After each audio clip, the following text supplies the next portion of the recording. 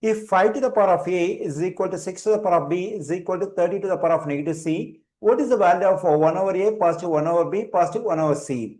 The question says these quantities are equal.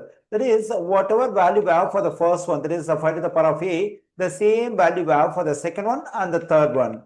Let's assume all of them are equal to the constant k. That is, let 5 to the power of a is equal to 6 to the power of b is equal to 30 to the power of negative c equals to k. Since all of them are equal to k, we can equate each quantity to the constant k. Then we have 5 to the power of a equals to k, and the second one 6 to the power of b is equal to k. The third one 30 to the power of minus c is equal to k.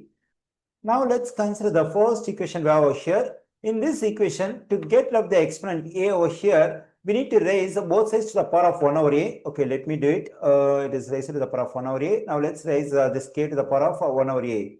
On the left side, a power is raised to another power. Whenever a power is raised to another power, we can multiply these two exponents using the power of a power rule in exponents. Then we have 5 to the power of a times 1 over a equals to k to the power of 1 over a. Okay, here a goes into a one times, a goes into a one times, 5 to the power of, the simplification of this one is just 1. We get 5 to the first power. 5 to the first power can be written as 5. On the right side, we have k to the power of 1 over a.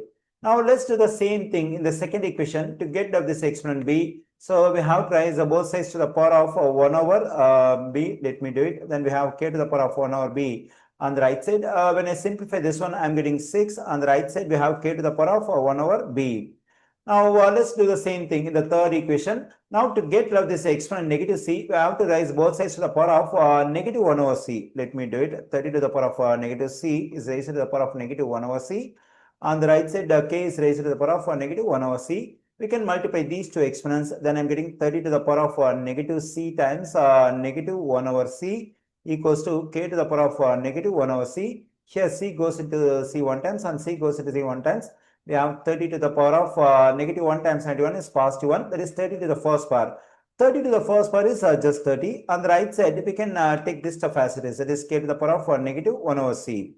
Okay, now in this equation, on the left side, this 30 can be written as 5 times 6. Let me continue over here. So instead of 30, we can write 5 times 6. On the right side, we can write this stuff as it is. It is k to the power of negative 1 over c.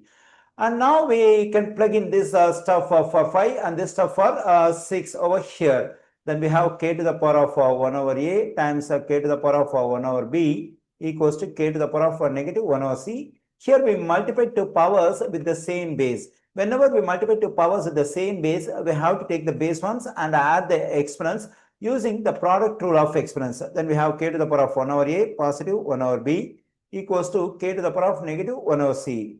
Here, two powers are equal with the same base. Whenever two powers are equal with the same base, we can equate the exponents using a one-to-one property of exponents. So then we have 1 over a positive 1 over b equals to negative 1 over c. Now let me add 1 over c to both sides of this equation. Then this negative value, positive value will cancel out. I am getting 1 over a positive 1 over b positive 1 over c on the left side. On the right side, we have 0.